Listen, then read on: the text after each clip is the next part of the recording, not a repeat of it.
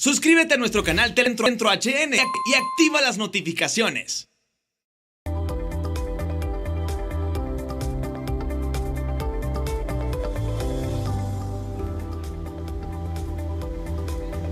Buenas noches, bienvenidos al banquillo. Les saludamos como de costumbre a través de TSI. Hoy revisamos la situación que vive actualmente la sociedad hondureña sobre su comportamiento y una serie de suicidios que se están registrando en el territorio nacional. ¿A qué se deben estos comportamientos? Hoy con un especialista en la materia, licenciada Ana Mireya Hernández. ¿Qué tal está? Buenas noches, bienvenida. Buenas noches, es un placer estar y más hablar de un tema que ahorita es una epidemia en este país y es preocupante ahora. Entonces, para las personas que están pasando todas estas situaciones, o un familiar que está pasando, no se pierda este programa porque sé que de aquí hay muchas personas que van a buscar ayuda. Me dice que es una epidemia.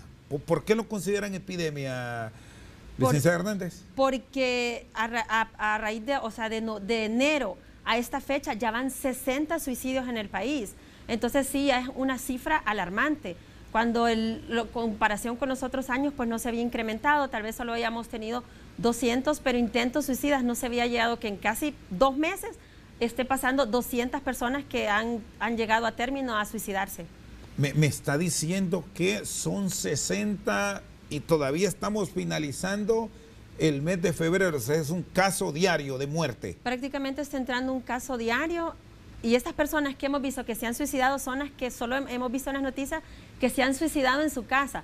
Pero las que están llegando a la emergencia a buscar ayuda, que son intentos, ¿verdad?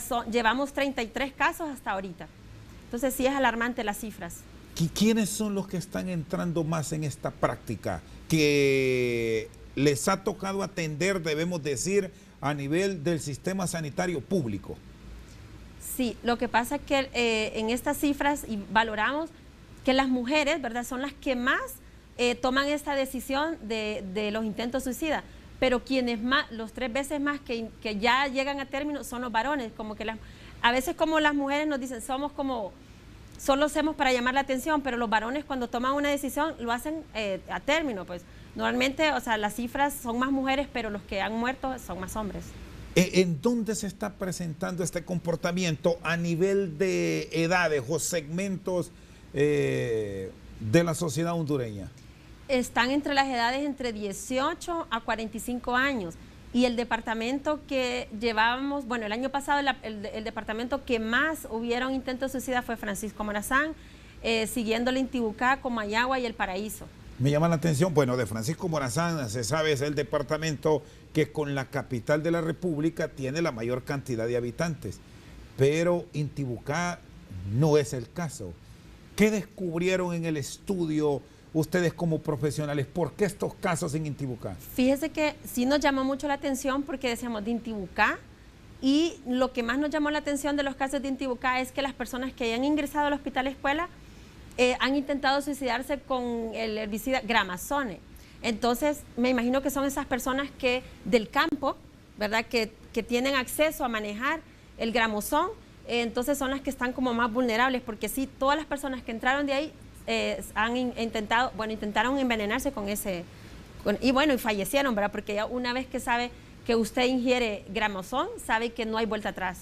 Bueno, me menciona el Gramazone y ya que entramos a esa área de ciertos productos químicos que se utilizan en el campo, ¿cómo está el tema de suicidio asociado a la ingesta de las famosas pastillas para curar frijoles, que es el nombre con el que se conoce popularmente en el país? ¿Se atienden casos de esos en este año que ya tenemos 60 suicidios? Le llamamos la famosa pastilla de curar frijoles, también le llamamos la famosa pastilla del amor, porque la mayoría de personas que tienen un rompimiento, ¿verdad?, un divorcio o que el novio las dejó, normalmente el acceso que hacen es tomar una pastilla para curar frijoles. Y es alarmante porque estas personas tienen acceso. Bueno, se dice que lo venden como confites, porque yo le pregunté a algunos pacientes, lo compran en la pulpería, entonces es alarmante de que un menor de edad vaya a comprar una pastilla de esa, o que las personas que manipulan eso, que más que todos los señores que tienen en el campo, que siembran y todo eso, que los adolescentes o que los hijos tengan acceso a a estas pastillas, ¿verdad? Pero, como le digo, tiene que ser como más restringido para que estas personas, ¿verdad? Como en otros países, usted compra un medicamento, va con una receta médica, incluso en una computadora llevan un estado como decir, María Pérez compró estas pastillas el día tal, o llevar un recuento y acá es decir, ustedes son del criterio y manejan que debe regularse, aunque se han hecho infinidad de intentos, resulta complicado para el país tener un control sobre la misma, porque como dice, se vende por doquier y sin ningún tipo de receta. Porque si usted va, los medicamentos prescritos que da la psiquiatra para las personas que tienen un trastorno mental, a usted en una farmacia, si no lleva una receta médica, no se lo venden. Bueno, entonces así tiene que ser el acceso a esta, más que todo la pastilla para curar frijoles. ¿Y han presentado ustedes propuestas reales a nivel de la Secretaría de Salud, usted que ha trabajado con ellos?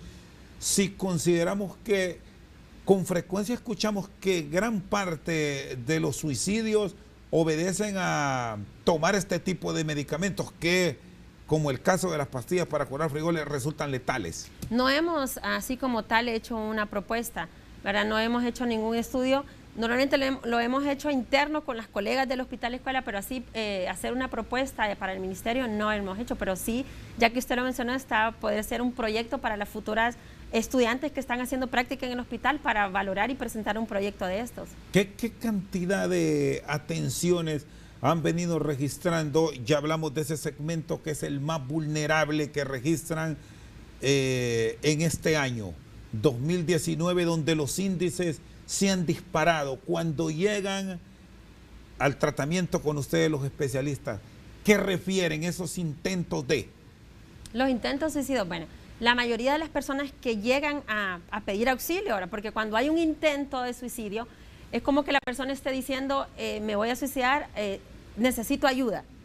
Entonces llegan a la emergencia, primero es la revisión. Cuando hay una intoxicación, ¿verdad?, con medicamentos, venenos y eso, la primera ayuda es la médica, ¿verdad? Porque nosotros en ese momento no podemos meter, como dicen, poner mano con ellos, porque si vamos como psicólogos en ese momento a la ayuda emocional, puede morir el paciente. Entonces el médico hace lavado, pone lo que tiene que hacer, y ya cuando esté estable el paciente, entonces cuando ya psicología entra en acción. Ese es el trabajo de ustedes. Sí. ¿Qué comportamientos están registrando los que llegan, a los que atienden?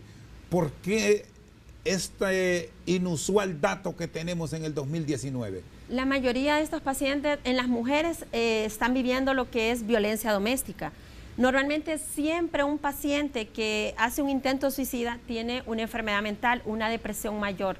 La mayoría de estos pacientes, cuando uno hace una entrevista, ¿verdad?, siempre las mujeres han pasado, incluso hombres, han pasado un abuso infantil de niños. Normalmente una persona no se va a querer suicidar porque se quiere suicidar, sino que siempre hay un detonante, siempre hay algo, ¿verdad? Entonces por eso nosotros hacemos una evaluación exhausta con pruebas psicológicas, pero también hacemos como un recuento. Sacamos hasta el árbol genealógico si un familiar, porque también es hereditario a veces lo que es la depresión, entonces hacemos ese recuento si en su familia hubo intentos, si hay familiares que visitan el Mario Mendoza, si hubo algún familiar que se suicidó. Todo eso se hace para ver si el paciente es hereditario o qué está pasando en ese momento. Pero siempre que vemos un paciente, normalmente siempre hay un detonante, hubo un trauma psicológico que pasó en su infancia. Y otros pacientes es porque el uso y abuso de sustancias. El alcoholismo y drogadicción es el mayor pacientes que están en riesgo vulnerables de tomar una decisión de suicidio. Bueno, hay tantos mitos alrededor de los suicidios. Incluso hemos escuchado que quien dice que se quiere matar es por causar lástima y no lo hace. Usted es la experta. ¿Pasa eso, sí, licenciada Hernández? Normalmente las personas que se van a suicidar no lo avisan. Sí, no es que también hay que dejar uno estar desconfiado cuando un familiar habla mucho de la muerte o se está despidiendo. Hay que poner mucha atención. ¿Qué pasa con esos casos? Porque también se presenta eso a nivel de hogares, que incluso los que están más cuerdos o los que están cuerdos llaman la atención, bajo el sentido que no hay que llamar la muerte. Sí, lo que pasa es que a veces la depresión no es solo que el paciente o el familiar esté llorando o es tristeza.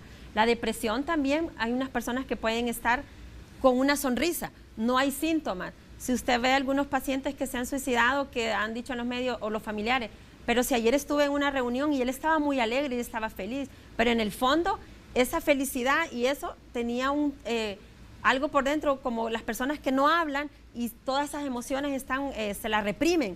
Entonces, son esas personas que son más vulnerables a cometer un suicidio. Son impulsivos. Porque sí, porque a veces el suicidio lo hacen por impulso. Esa es una característica de un suicida, ser impulsivo. Ser impulsivo. Usted toma una decisión, no lo pensó en el momento, tomó la pastilla para curar frijoles, se arrepintió. Hay personas que se arrepienten cuando ya están ahí. No lo pensé, lo hice como un impulso y tal vez no estaba tanto en una depresión, tal vez se peleó con su esposa, digamos, o descubrió que su esposa le fue infiel, o descubrió que abusaron o un familiar abusó de su hijo. Entonces, todas esas cosas llevan por impulso a tomar una decisión. Y cuando cuenta a alguien que quiere quitarse la vida, que quiere matarse, como le planteaba recién, ¿es una forma de facilitar el trabajo para ustedes o no tiene ninguna incidencia? No, claro. Esos pacientes que normalmente, cuando llega un paciente a la emergencia, se hace una entrevista. Se le pregunta si cómo está durmiendo, porque normalmente estos pacientes que tienen una depresión padecen de insomnio y también de hipersomnia. ¿Qué es la hipersomnia? Es cuando duermen mucho, falta de apetito o están tristes, entonces se hace una evaluación. Y al final yo siempre, el paciente llegue por una ansiedad, por un estrés, siempre le pregunto, ¿usted ha intentado suicidarse alguna vez?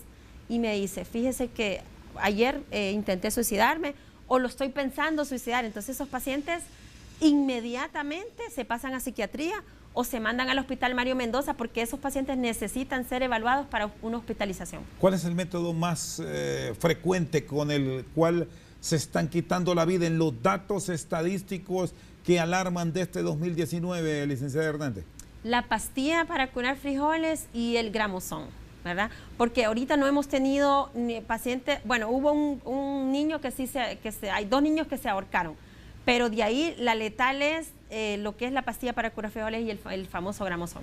Está con nosotros esta noche al banquillo la licenciada Ana Mireya Hernández, especialista en psicología. Después de la pausa, sin rodeos, el tema de los suicidios en niños. ¿Qué tanta influencia tiene el comportamiento de los padres hacia ellos en este tipo de manifestaciones? ¿Por qué normalmente están dejando cartas cuando se trata de infantes menores de 12 años? Después de la pausa, seguimos aquí en Al Banquillo.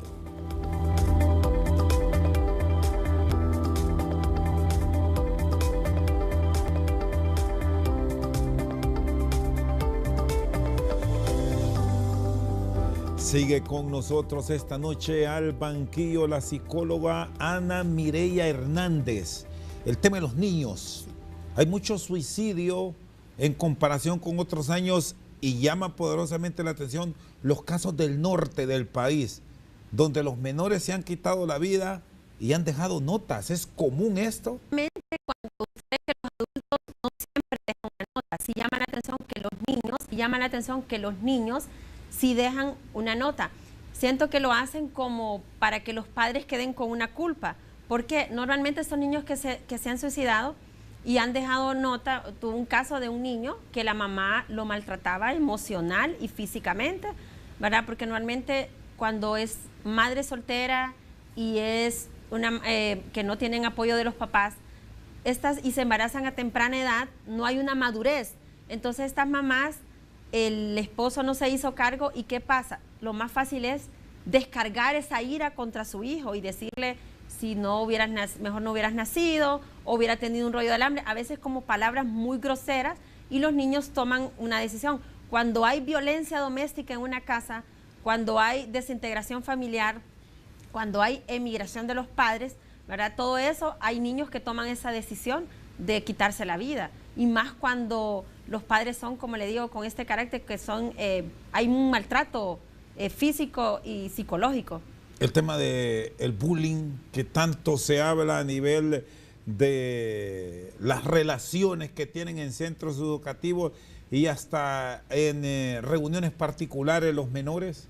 A veces el bullying viene desde la casa, cuando usted empieza a ponerle sobrenombres a los niños y todo eso, a molestar. Entonces, desde ahí viene lo que es el bullying, pero también en las escuelas, en algunas escuelas creo que ahorita ya están poniendo, ¿verdad? No se permite que se hagan bullying, pero normalmente los niños también intentan, hacen un suicidio porque para ese dolor, ¿verdad? Para calmar ese dolor, porque están maltratando, lo están siendo maltratados en su casa y van a la escuela y también son maltratados. Estos niños, normalmente los que hacen el bullying son también porque son maltratados en casa y llegan a esa ira porque tal vez no pueden desquitarse con sus padres, entonces atacan a otros niños más vulnerables. ¿Y qué tipo de comportamiento expresan para tener la observación, si pasa en la escuela, a nivel del docente, si pasa en los círculos familiares, de pronto de un cercano a él que identifique rasgos? Estos niños, normalmente, ¿usted qué conducta ve?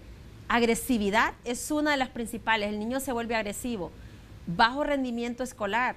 Si el niño era un niño que estaba en el cuadro de honor, pero de un día para otro usted ve que bajó las notas, o que viene y lo están llamando mucho de la escuela poniendo quejas, ¿verdad? Hay que poner mucha atención. También estos niños se aíslan totalmente, ¿verdad? Ya no quieren tener relaciones con amigos, no quieren hacer un deporte. De un día para otro cambian totalmente, ¿verdad? Su forma de vivir diario, porque a veces son niños alegres que han sido y que salen a jugar con sus amigos, pero de un día para otro que usted ve que el niño incluso tienen insomnio, se comen las uñas, se les cae el pelito.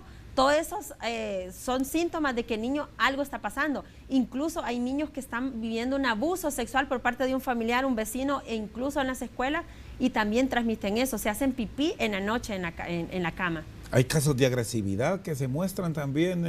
Sí, estos niños son agresivos. Si ve, estos niños se vuelven agresivos con los otros compañeros e incluso agresivos con sus hermanitos en casa y con sus padres. Cambian una conducta de malcriados y si no ha sido así, ha sido un niño súper obediente, pero que un día para otro está agresivo con los padres, hay que poner mucha atención porque este niño está pasando algo muy delicado y hasta que el niño toma la decisión de suicidarse, los padres quedan diciendo, ¿qué pasó? Si, o sea, no supimos, era un niño muy alegre. Entonces, siempre estar alerta con sus hijos, revisar las redes, revisar qué es lo que están viendo, quiénes son sus amistades. Bueno, me menciona un tema que es la tecnología. Qué cuidado tener, porque aquí vivimos con un acceso abierto, sin ningún tipo de restricción, salvo que el adulto, cuando nos enfocamos al tema de los niños, lo defina ya en su hogar. ¿Qué tanta incidencia tiene este mundo hoy en día en estos casos? No solo de suicidio, también de depresión, de esquizofrenia, psicosis, tantas dificultades que estamos registrando en la sociedad. Es que vemos que, o sea, la tecnología y las redes sociales no es malo, porque incluso nos ha venido, ¿verdad?, ayudarnos a comunicarnos con nuestros familiares que están fuera del país. Incluso antes, bueno, antes se acuerda que íbamos a la biblioteca a hacer las tareas, ahora usted tiene acceso, se mete en la computadora y ahí le sale todo. Pero ¿qué pasa? La vigilancia de estos niños, ¿cuánto tiempo pasan en las redes sociales? ¿Qué es lo que bajan de las redes sociales? Porque si vemos el año 2017, 2018, estuvo muy de moda lo que era el juego de la ballena azul, donde muchos niños, no solo en Honduras, a nivel mundial, tomaron una decisión con ese juego de suicidarse, ¿verdad? Incluso entonces como padres hay que estar alerta de qué es lo que sus niños pasan mucho tiempo. Incluso se vuelve ya una adicción. Incluso ya en el 6-10 ya se va a ver un trastorno de la adicción, ¿verdad?, en los niños, y también trae muchas consecuencias. Niños que pasan mucho tiempo en las redes sociales y en los iPads, en los celulares, son niños obesos, porque ya quieren que todo, o sea, ya no se quieren ni levantar de la cama por estar con el celular. Niños que también están usando lentes porque todo el tiempo estar ahí, ¿verdad?, tienen problemas con la vista. Deben haber límites, ¿eso recomiendan ustedes? Claro, como padres, como familiares, ¿verdad?, y como profesionales de la salud, tenemos que poner un límite con los niños, porque tampoco no los vamos a dejar, ¿verdad?, que no usen los juegos, pero todo con medida, ¿verdad?, y con protección, porque estos niños, si pasan todo el tiempo en las redes sociales, o sea, es agotamiento, ya no quieren salir ni con la familia. Le digo porque yo tengo una adolescente de 12 años y hay que estarlo monitoreando, qué es lo que está haciendo y revisándolo, porque de repente uno quiere salir o como familia, ¿verdad? Los domingos y todo, y estos niños ya no quieren ni relacionarse ni ir a reuniones familiares por estar en las redes sociales. Y si se va al internet, hasta les da depresión o ansiedad, ¿verdad? Porque ya se fue, les quitaron el internet y es como que el mundo se vino abajo.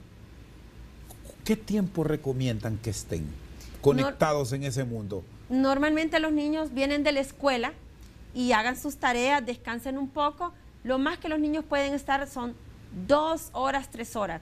Vigilar, porque igual estos niños pueden quedarse hasta en la madrugada, porque como padres uno se duerme y no sabemos en realidad qué están haciendo en la noche estos niños con esto, qué uso le están dando a esta, qué información están bajando. ¿Se debe limitar algunos accesos a páginas? ¿Es una recomendación que con frecuencia ustedes brindan? Claro, cuando uno Por tiene... ejemplo, ¿qué tipo de acceso? Enfoquémonos en el niño y en el adolescente que viven en este mundo de los millennials que les quita gran parte de su tiempo. Normalmente estos muchachos pasan mucho metidos en lo que son en la red, en el Facebook, en el Instagram y todo eso. Incluso los adolescentes suben fotos. De muchas de esas, ¿qué consecuencias hay? Que muchas niñas han sido secuestradas. Muchos niños porque siempre hay algún con una enfermedad mental y acoso, ¿verdad? Acoso cibernético que se puede dar. Y hemos visto muchos casos donde niñas han sido secuestradas, ¿verdad? Niños que han sido abusados. Entonces sí, el acceso debe ser restringido. También hay mucho que los niños no tengan acceso a lo que es la pornografía. Usted sabe que también en las redes ahora hay de todo. Entonces, como padres, bloquear todas esas páginas donde los niños puedan, porque hay personas que son adictas a estos trastornos pues, de la adicción. ¿Con qué frecuencia están llegando menores a los centros públicos? Porque las estadísticas a nivel de los centros privados es difícil manejarlas, pero ustedes a nivel del hospital escuela, ¿qué cantidades están recibiendo? Normalmente en mi área, como yo estoy en la emergencia de adultos, solo veo adultos. Entonces no tengo al acceso mucho de niños, pero sí con las colegas sé que a diario llegan varios niños, ¿verdad? Con varios trastornos de adicciones, de ansiedad, de depresión, intentos suicidas. Llegan. Este dato que yo le di de los 34 intentos suicidas de enero a febrero solo es de adultos. Entonces no hemos sumado lo que es lo de los adolescentes y sí sé que está llegando varias cantidades. ¿Y en los adultos cómo están? Porque ustedes cruzan información. ¿Adultos mayores tienen también estas tendencias?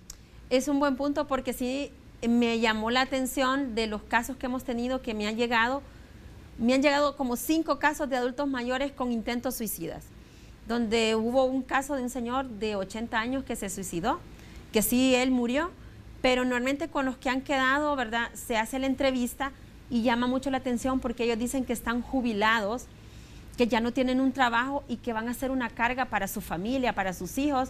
Entonces toman la decisión de ser una carga y ya no trabajar, de morir. Una especie de sección. Sí, porque es como, se sienten inútiles, dicen. Me siento inútil, doctor, ¿para qué voy a hacer una carga para mis hijos? ¿Y qué cuidado tener? ¿Qué tipo de atención se debe tener considerando que hay una gran cantidad de adultos mayores en Honduras? Con estas personas, ¿verdad? Integrarlos a una como terapia, como que ellos busquen hacer algo que se sientan útiles en la vida, que los hijos, o sea, los involucren, pueden ir igual llevarlos a la vía olímpica, caminar, con estos pacientes como ellos ya están casi de edad, pero sí buscarles una terapia ocupacional, ¿verdad? En los que ellos se sientan útiles en la familia. Está con nosotros esta noche al banquillo la psicóloga Ana Mireya Hernández.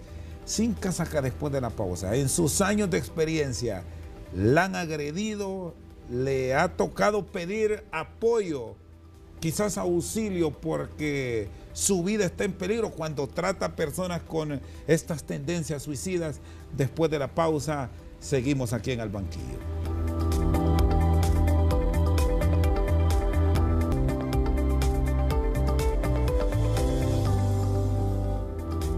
Sigue con nosotros la licenciada Ana Mireya Hernández. Bueno, ¿Cuántos malos días le ha tocado pasar en la atención a personas que se pueden ver con apariencia tranquila, pero pueden resultar agresivos? Sí, bueno, sabe que trabajar en la emergencia de adultos del hospital escuela, wow, ¿verdad? Es un reto porque a diario llega cada caso, ¿verdad? Difícil. Nos llegan pacientes psicóticos por abuso de sustancias donde ellos pues no están, evaden la realidad, hablan incoherencias y sí nos ha tocado, ¿verdad? Un par de veces salir pidiéndole ayuda a los guardias, ¿verdad? Que nos hemos sentido amenazadas, que nos han querido agredir, pero es el diario, es la profesión, es lo que escogí para seguir, para estudiar y creo que amo mi carrera y tengo esa vocación para poder salir de estos meollos que dicen que cuando llegan estos casos tan pesados, entonces, bueno, para eso estamos preparadas. ¿Cuál es el caso más complejo, licenciada Hernández, que le ha tocado enfrentar y que le obligó a pedir apoyo, a pedir ayuda de sus compañeros de profesión quizás o hasta de los guardias, como me señala? Hubo un caso que llegó un señor con una psicosis, ¿verdad? Y entonces no lo podían ni controlar ni los enfermeros, ni en un momento el guardia cuando lo miró porque estaba botándome todo en la sala, ¿verdad? Y estaba bien agresivo. Y de repente el guardia me dijo, si no, el paciente, si no viene Renato Álvarez, ¿verdad? Que bien, o sea, nos causó risa a nosotros. Si no viene Renato Álvarez, no me dejo, no voy a cooperar, me dijo. Entonces, ¿qué pasó? Me tocó en ese momento sacar mi celular y simular que estaba hablando con Renato Álvarez y le dije que si nos podía ayudar. Y le digo, Renato está en el programa ahorita, pero cuando termine su programa, lo viene a ayudar. Entonces cooperó y a él se mandó directamente para el Santa Rosita. Pero sí fue bien difícil porque en la bolsa que andaba, sacó, creo que es como algo cuando se punchan las llantas, era pero que si me hubiera dado en la cabeza me hubiera matado. Entonces fue bien difícil que tuve que auxiliar, pedirle auxilio al guardia y todo, y lo agarraron y lo tuvieron que amarrar al señor, ¿verdad? Un elemento interesante porque es dentro de un centro asistencial público y me dice que andaba un arma contundente que puede terminar con la vida. Bueno, usted que es empleada del hospital y con cualquier otra persona que ande ahí para llamar la atención a la seguridad. Claro. Es como él, o sabe que es un paciente psicótico y entró por emergencia y en la mochila que andaba, porque él trabajaba, era como albañil y todas esas cosas que caminan, pero cuando hay una psicosis a veces, a nosotros de repente si a mí me pueden asaltar y eso, me puede dar una psicosis no necesariamente me puede dar por un trastorno mental, sino, ¿verdad?, por abuso de sustancias. Él fue por abuso de sustancias. Y me imagino que en el momento él llegó tan alterado y todo que lo primero fue llevarlo a la atención y en ese momento pues se pasó. ¿Ves? Vamos de casos a casos. De casos a casos. Me tocó otro paciente que también estaba con abstinencia. Es cuando estos pacientes hacen uso de drogas, pero llegan 3 días que no han consumido, ellos están alucinando, ¿verdad? Y ven cosas, entonces el paciente decía que tenía alacranes en su cuerpo. Vino el paciente y se nos desnudó completamente allí. Yo me acuerdo perfectamente, tenía 2 semanas de haber comenzado a trabajar en la emergencia y fue bien impresionante, pero como le digo, en ese momento sí. Desnudo completamente. Completamente, y me decía, tengo alacranes, y gritaba, ¿verdad? Y lo que hice yo fue abrir la gaveta de mi archivo, sacar un Lysol, pero de lo más normal le dije, espérate, ya te lo voy a matar, y le empecé a echar el Lysol y el paciente se quedó de lo más tranquilo y cooperó. Pero sí, igual cuando hay una masacre, ¿verdad? Sé que es difícil para los familiares ver que su familiar fallece en emergencia y es comprensible la crisis que hacen. Hemos sido en ese momento, con los médicos hemos sido agredidos. Tal vez la madre está en una crisis, no acepta, entra en negatividad de que su hijo murió. Entonces, cuando uno a veces quiere dar la ayuda psicológica, ¿verdad?, de agarrar a la persona para llevármela a la unidad y darle ese apoyo emocional, entonces las pacientes se vuelven incluso agresivas y sé que esa vez la familiar me agarró bien fuerte del brazo, que no sé si ella era de lucha libre o algo, porque me hizo el brazo que yo estuve como una semana que ni movía esto de acá del dolor, ¿verdad? Y me toca a diario a veces a algunos pacientes, entonces normalmente lo que hacemos es que cuando esos pacientes están en esa crisis, los dejamos que si se quieren tirar al piso, que griten y lloren, y cuando ya los vemos que están más calmados, entonces ya ponemos la atención, ¿verdad? Porque también nos tenemos que cubrir nosotros. ¿Ha pensado con todas estas experiencias malas, porque también está lo positivo, y sobre todo cuando venía iniciando, que me dice su ejercicio profesional en irse, tirar la toalla, no seguir y pensar en qué momento me metí a esto? No, creo que eso lo hace más fuerte y aparte de eso uno aprende, porque ¿qué pasa? En la universidad uno le enseñan los trastornos mentales y todo, pero que solo los vemos en el libro. Y cuando uno los ve en el libro y ve todo eso, pero ya tenerlos ahí en vivo, ir a la realidad.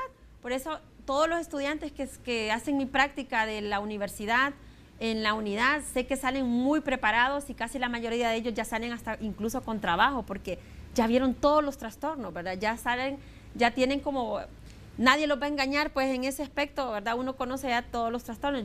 Yo, digamos, llega un paciente y trata de evadir cualquier trastorno o algo, uno, ¿verdad? Ya sabe más o menos cómo, por dónde sacarle la información y ya más o menos ve qué trastorno puede tener este paciente. Lo común es la depresión ahora mismo. La depresión mayor, la ansiedad, el estrés, que nos llegan mucho. Incluso llegan algunos pacientes con esquizofrenia, ¿verdad? Algunos pacientes que llegan, normalmente uno ya sabe más o menos qué síntomas son de estos pacientes. Ya, normalmente siempre se pregunta, hay un estigma en el país de que las personas que van a buscar ayuda a las de salud mental, al psicólogo, al psiquiatra, son personas que están locos. Y déjenme decirles que no, una persona que va a pedir ayuda no necesariamente tiene que estar loca, más bien está ayudándose él mismo, ¿verdad? Porque está recibiendo la ayuda idónea. ¿Se puede recuperar, licenciada Hernández, alguien que padezca de una depresión profunda, de esquizofrenia, de psicosis? ¿Puede volver a su estado normal o ya cuando entra en este tipo de trastornos es imposible verlo normal a futuro? Normalmente, como los psicólogos diagnosticamos los trastornos, el psiquiatra medica. Entonces normalmente estos pacientes, los pacientes con esquizofrenia saben que si no llevan un medicamento, ¿verdad? Psicofármacos con la psiquiatra, no van a poder salir. Sabemos que es un trastorno en el que si no lleva no hay una adherencia al tratamiento, incluso corren hasta peligro los familiares, porque estos pacientes escuchan voces y esas voces que dicen atacar o matarse ellos mismos. Entonces sabemos que estos pacientes no van a poder salir, solo que sobrellevan la enfermedad. Un paciente con depresión lleva sus antidepresivos, pero también a veces es por genética, pero igual la fuerza de voluntad, ¿verdad? Hay pacientes que sí han salido, que han dejado los medicamentos y ¿qué hacen? Van a correr, hacen una terapia ocupacional. Pero siempre están ustedes con la supervisión, orientándolos, guiando. Eso sí lo tienen siempre que realizar. ¿O se puede desconectar en su totalidad? No, es que el paciente cuando va, normalmente los pacientes no hacen una buena adherencia al tratamiento. Van a una cita y piensan que el psicólogo tiene una varita mágica y que el primer día ya va a curar, o el psiquiatra no. Para poder sobrellevar tiene que ir a varias sesiones, ¿verdad? Y aquí es donde entra la familia. La familia hace un papel importante. El apoyo para estos familiares que tienen un trastorno mental, la familia es el apoyo más importante, ¿verdad? No criticar la conducta de un paciente que tiene una enfermedad mental. Normalmente se escucha, dicen cuando alguien se suicida, y lo dicen así con la palabrota, pero qué tonta esta persona, si tenía todo por delante, pero esta persona tiene una enfermedad mental, donde la depresión mayor es una enfermedad grave, es una enfermedad como la hipertensión, como la diabetes. Si usted no se toma su pastilla de la diabetes o la hipertensión, ¿verdad? No va a poder, le va a dar una crisis. Es igual con la depresión. Si usted no toma un medicamento, no va a poder en algunos casos salir. ¿Las iglesias qué papel pueden jugar? Porque al final se integran equipos interdisciplinarios para guiar. Sí, normalmente siempre algunos pacientes o familiares dicen que los psicólogos o algo no creemos en Dios. No es que no creemos en Dios. Dios da las pautas. O sea, Dios, le pone que son los médicos para que los apoyemos. Sí, las personas yo sé que siempre dicen, confiamos en Dios, Dios me va a curar. Y eso yo no, porque meterse a un tema de religión sabe que es muy delicado, pero sí sabemos que con fe, pero también recibiendo su medicamento y su terapia va a poder salir adelante. Está con nosotros esta noche al banquillo la licenciada Mireya Hernández. Una pausa, en breve continuamos.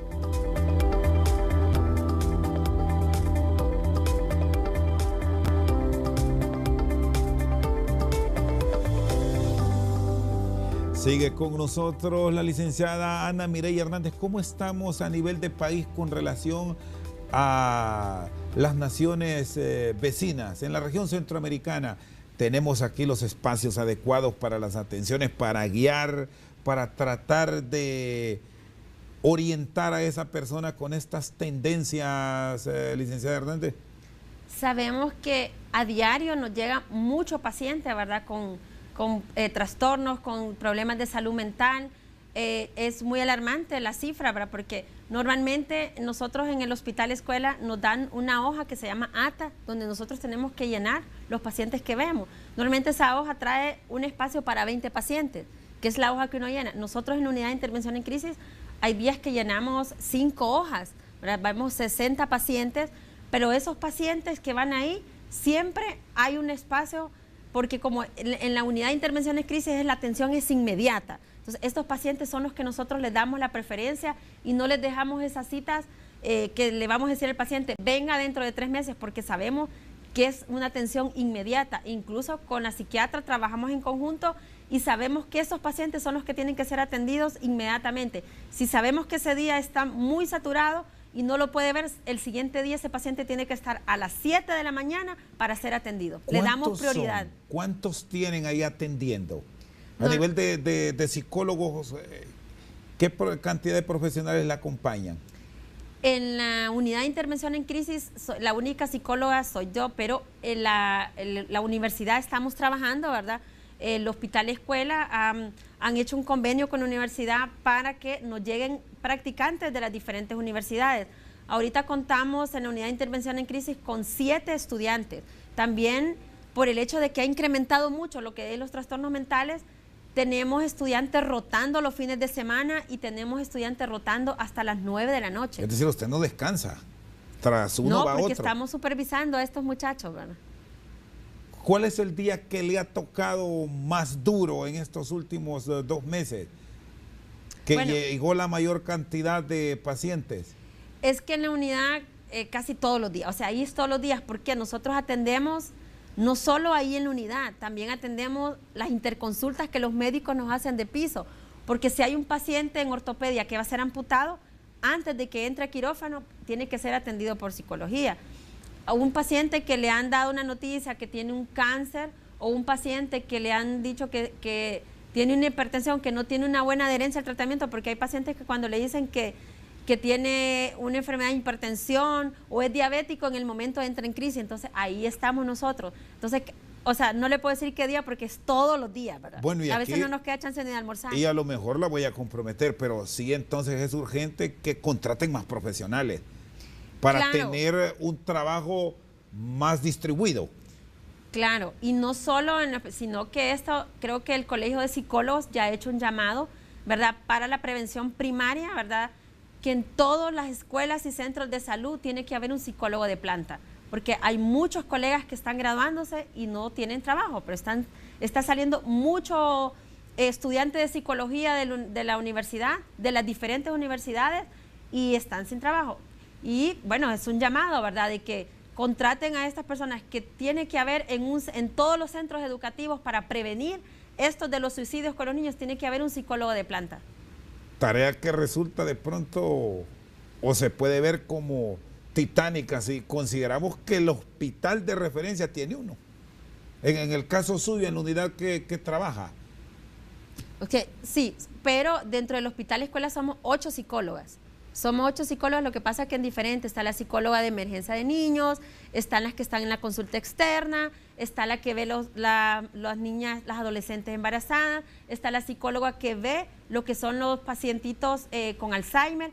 Entonces, pero siempre estamos trabajando en conjunto. Cuando vemos que una de nosotros está con mucho trabajo y que necesita, ahí estamos. En ese aspecto somos bien unidas. Bueno, ya que me menciona el tema de enfermedades terminales, Usted trabajó con niños durante su etapa profesional, con los niños que padecen de cáncer. ¿Cómo es esa terapia, ese trabajo con el niño y con sus familiares a sabiendas de que el que padece de ciertos tipos de cáncer puede estar viviendo sus últimos días? Es bien difícil ese trabajo. Le digo que fue, bueno, a mí el tiempo que estuve trabajando con la Fundación de Niños con Cáncer, adoro esa sala, ¿verdad? Adoro esos niños, sé que es un trabajo bien difícil porque a veces uno se encariña con estos niños, viéndolos sufrir día a día, ¿verdad? Pidiendo una oportunidad de sobrevivir. Es bien difícil trabajar y decirle a un niño de 5 años que le van a amputar su pierna o que le van a amputar un brazo, incluso con los padres, ¿verdad? Son los que ponen la primera resistencia. Entonces, en primera instancia se trabaja con ellos cuando el médico diagnostica, ¿verdad? Se trabaja con los papás para darles el diagnóstico y sí es muy duro ver esos padres, ¿verdad? Cuando les dan unas noticias de decir que su niño tiene una leucemia o tiene otros trastornos graves que tienen que ser amputados, o decirle a un padre que su niño tiene un retinoblastoma y que le tienen que amputar sus ojitos. Es difícil, es difícil. Creo que a veces tiene que hacerse uno ese corazón de piedra para no ponerse a llorar con los padres ahí también. Son charlas largas, conversatorios extensos. De lo que usted recuerda de esta experiencia, ¿de hasta qué tiempo? Con los niños se hace más como juego, una terapia de juego.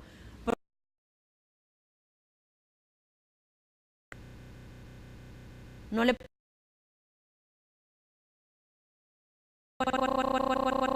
con ellos ya se trabaja como más directamente, ¿verdad? Y con los papás, sí, a los papás se esté psicoeducando todos los días para que ellos vayan entendiendo, ¿verdad?, lo de la situación, porque uno nunca sabe qué es lo que va a pasar con estos niños, ¿verdad?, tan vulnerables que pueden tener una recaída después. ¿Y le tocó vivir experiencias de esa resistencia que me habla con algunos padres, que es de entender su dolor, que se niegan a ver que a su hijo le van a quitar una parte de su cuerpo?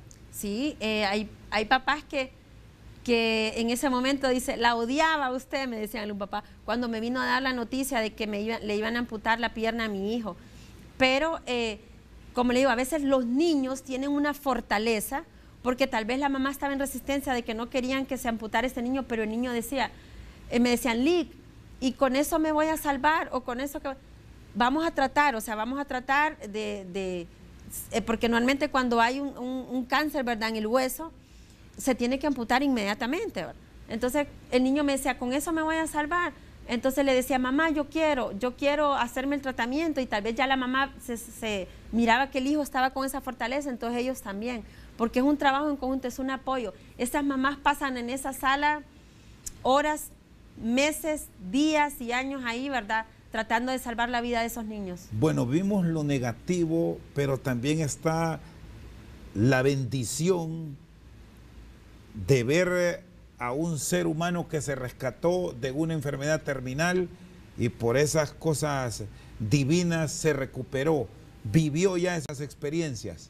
Sí, hubo casos de niños que fueron diagnosticados en el primer día de que ya venían con un cáncer que lo más 3 meses este niño va a durar, y hay niños que los he visto ahora porque con algunos tengo contacto y ahí están.